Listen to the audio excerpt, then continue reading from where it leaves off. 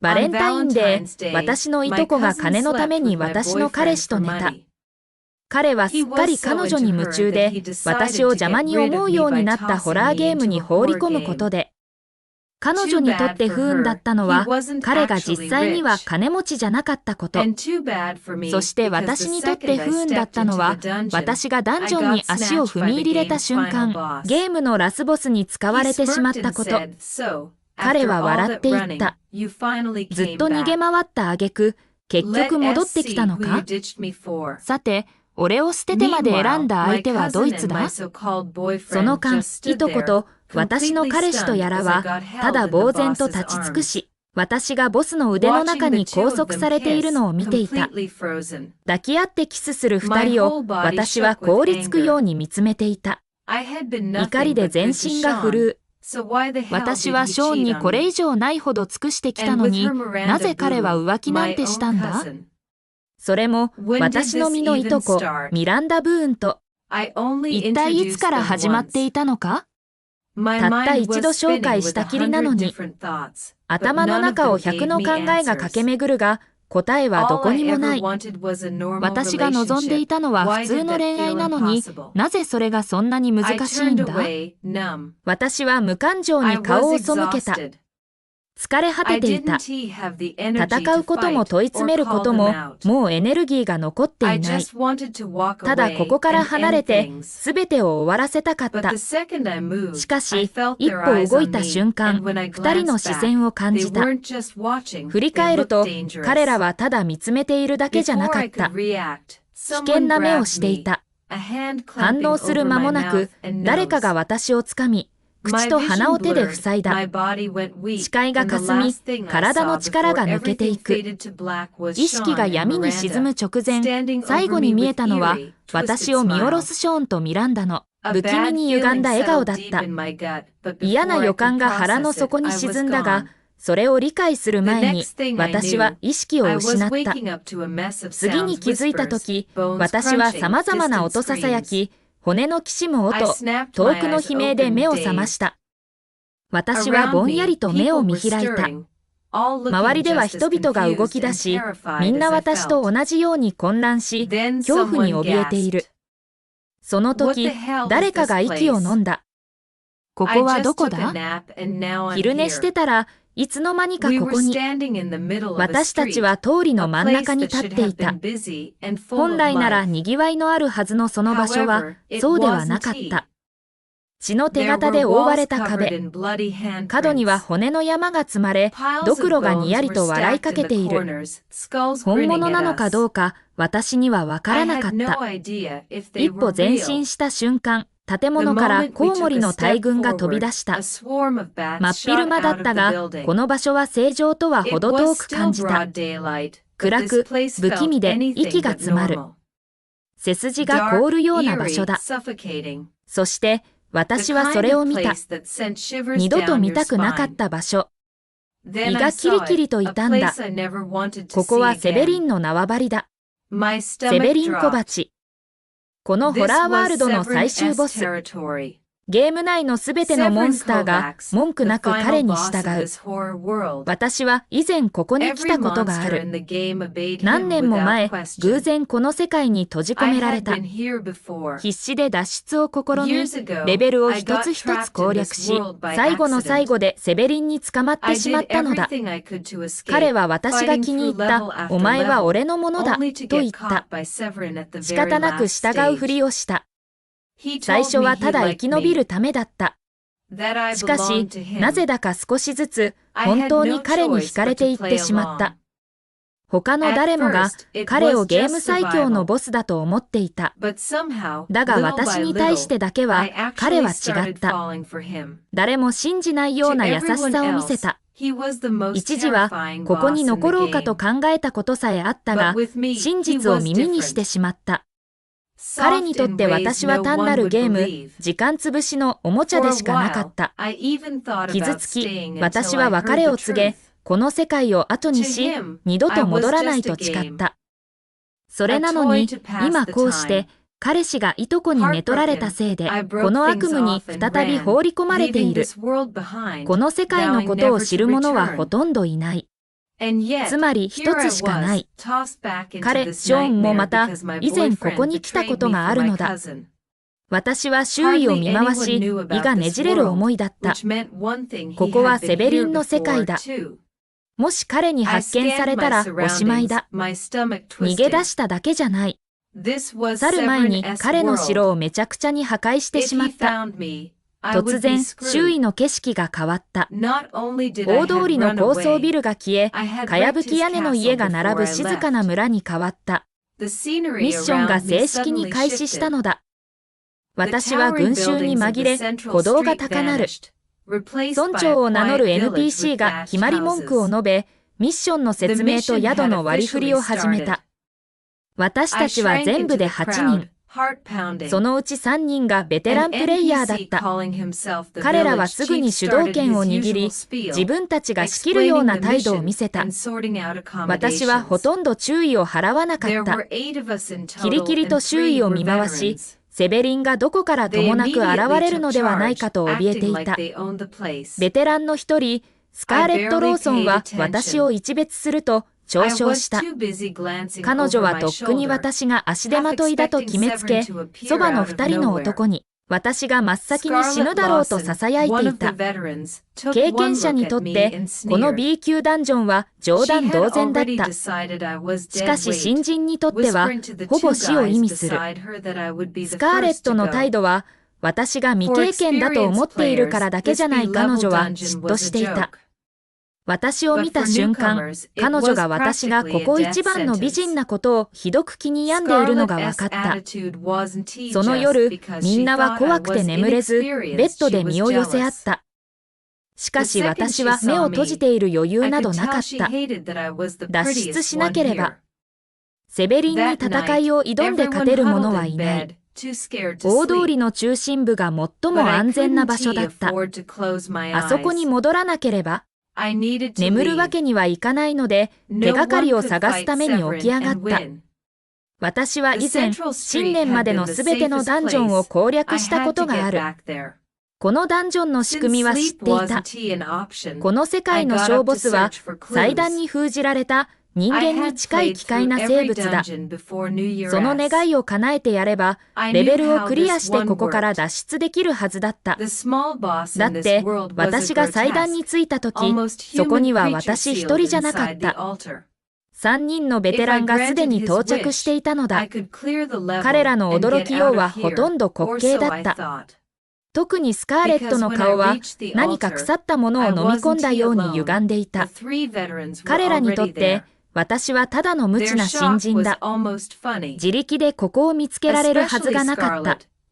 しかし、彼らは問題に直面していた。そして彼らにとって幸運なことに、私はちょうどその場に足を踏み入れたのだった。彼らの前には20以上の壺が置かれている。そのうちの3つに、ボスを倒す鍵が隠されていた。残りは、ボスに呪われた屍か、ボスそのものだった。誰も間違った壺を開けるリスクを負いたくない。だから、彼らは私にやらせた。スカーレットと彼女の仲間は露骨だった。ナイフを取り出し、はっきりと告げる壺を開けろ。さもなければ。私はたじろがなかった。このホラーワールドで十分な時間を過ごして、彼らのような人間を知っている。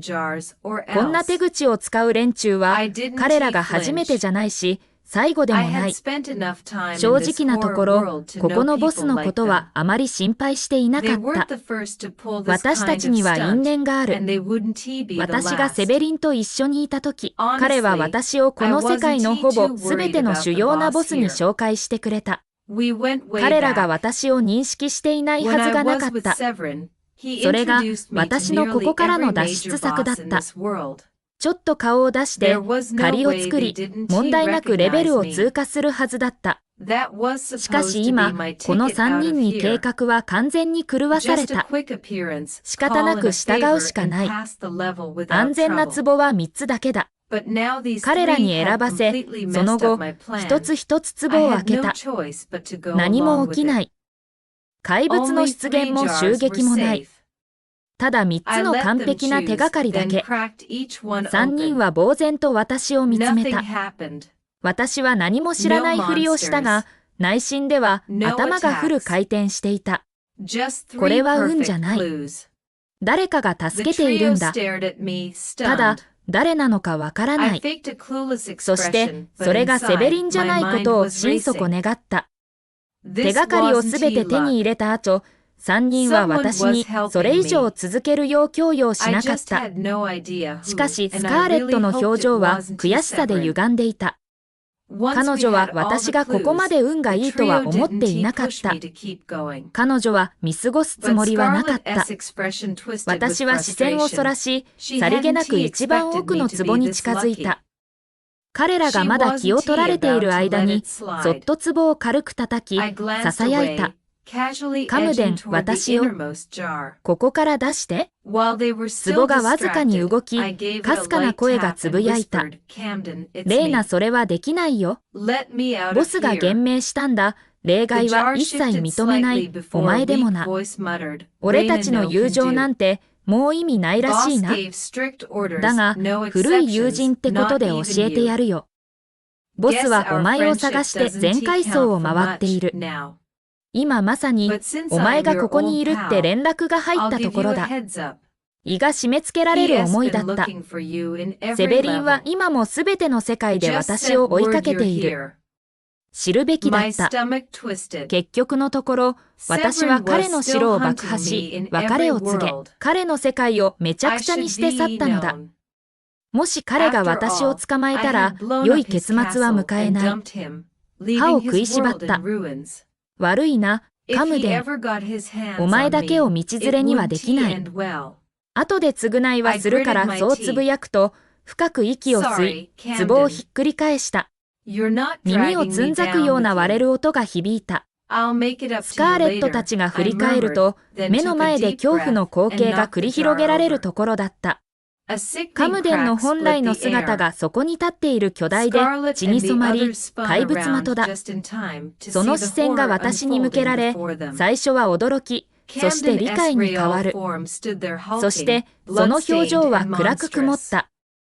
彼の姿を見た者はみんな死なねばならない。3人の不幸な人間がまさに彼の目の前に立っている。低いうなり声を上げて、カムデンは襲いかかった。スカーレットとその瞳が反応する間もなく、パニックに陥り、必死に捕命アイテムを探すが、私はすでに動いていた。彼らが生存をかけて戦っている間に、私はカムデンの壺に手を伸ばし、最後の手がかりを奪い取った。周囲の世界が霞み、一瞬で変貌する。レベルをクリアしたのだ。最後の手がかりは常にボスの壺の中にある。問題は、誰もそれを開ける勇気がないことだ。私はやりたくなかったが、選択の余地はなかった。このホラーワールドから一刻も早く脱出しなければならなかった。視界が霞む直前に、私は願った祈った現実世界に目覚められますように、と。しかし、再び目を開けたとき、私は相変わらず悪夢の中に閉じ込められていた。場面は変わっていた。今、私はアパートの中に立っている。何も理解できないうちに、聞き覚えのある声が呼びかけた。レーナ生きていたのか？無表情で振り向くと、そこにはショーンとミランダが手をつないで立っていた。口元に嘲笑が浮かぶと、ショーンはすぐに動揺した。説明したいかのように一歩前に出たが、ミランダが彼の手を強く握り、止めた。彼女は得意げな表情を私に向けた。レーナが生き残ったのは、たまたま運が良かっただけよと甘ったるく言う。そして、ショーンに向き直り、付け加えた。それとも、あなたが私に約束したことをもう忘れたの？私がこのレベルをクリアするのを手伝ったら、結婚するって言ったじゃない。ショーンは硬直し、そういうわけで、彼は顔を背けた。メッセージは十分に理解した。私のような無知な新人よりも、ミランダの方が良い選択なのだ。彼女は経験豊富で、勝ち方を知っている。ショーンには彼女が必要なんだ。結局、この世界をクリアさえすれば、彼の願いは叶う。彼はついに金持ちになれる。そしてお金こそが彼にとって本当に重要なものなのだ。私はかつて彼が私を気にかけていると思っていた。私には意味があると。しかし結局、彼は何よりも富を欲していた。だからこそ彼は私をこのホラーゲームに放り込み、死ぬことを期待した。しかし私は死ななかった。そして今、この S 級ダンジョンで彼は私が生きて出られないと確信している。私は最後にもう一度彼の目を見た。一度裏切られた。二度とそんな目に遭うつもりはない。私は彼とは終わりだ。二人がこれ見よがしに仲を誇示したところでもうどうでもいい。前のレベルが終わった時点で現実世界に戻っているはずだったが戻っていない。何かがおかしい。嫌な感じがしばらく前から忍び寄っていた。まぶたがピクピクし始め、腹の底の沈むような感覚は悪化するばかりだった。その時、声が周囲に響き渡った。家主が戻ったため、本インスタンスの難易度が SSS レベルに引き上げられました。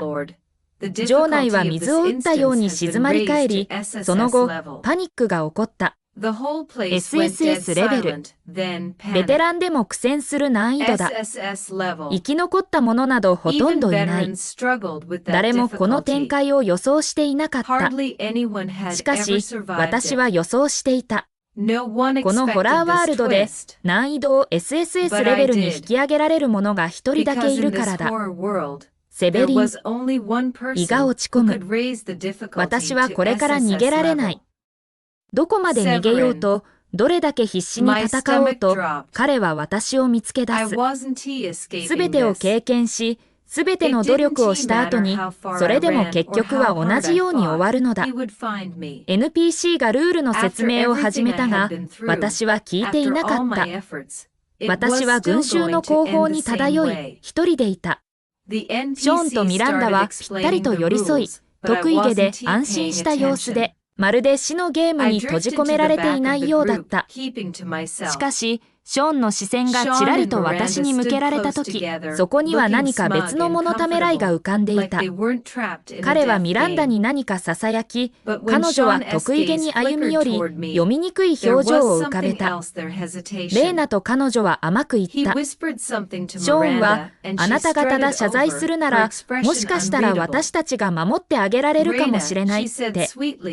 私は短く笑った。そして、一言も発さず、彼らに中指を立てた。ショーンの顔色が曇った。このインバイ目と彼は吐き捨てた。お前は今どこにいるのか分かっているのか？前回は運が良かっただけだ。だが、ここでは運はお前を救わない。ここは SSS9 の世界だ。庇護がなければ、お前は死ぬ。最後のチャンスをやる。謝罪しろ。そうすれば許してやる。私は彼の目を見つめ、にやりと笑った。私はショーンを無表情に見つめ、どうしてかつて彼のことが好きだったのか疑問に思った。もしかすると、私はただ必死にセベリンから逃げ出そうとし、最初に見つけた男にしがみついただけなのかもしれない。しかし今、ショーンを見るだけで吐き気がする。夜が更け、アパートは悪夢からそのまま抜け出したようなものに変わった。空気は電気のこぎりの音、引きずる足音、遠くの悲鳴で満たされた。私は眠れなかった。あらゆる物音が気になり、神経が尖っていた。すると突然、大きな手が一対、私の腰を包んだ。聞き覚えのある声が耳元で囁く。会いたかったか、愛しい人？全身が硬直した。来たんだ、やっぱり。セベリンはその抱擁を強め、耳の後ろに冷たい口づけを落とした。その声はゆっくりとして、ほとんどだらりとしていた。聞いたよ。今は彼氏がいるんだってなと彼は思案機に言った。どんな男と俺を交換したのか、ちょっと見てみようと思ってな。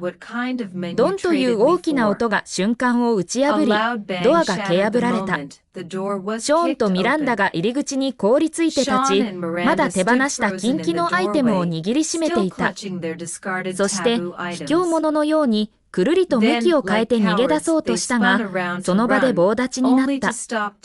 彼らはようやく、私の傍らにいる男を認識したのである。アパートのホールの中心にかけられているのは、家主の肖像画だ。その顔は大きく、誰のものか明らかである。そして今、その同じ顔が血肉を持って彼らを見つめ返している。悟りが訪れた。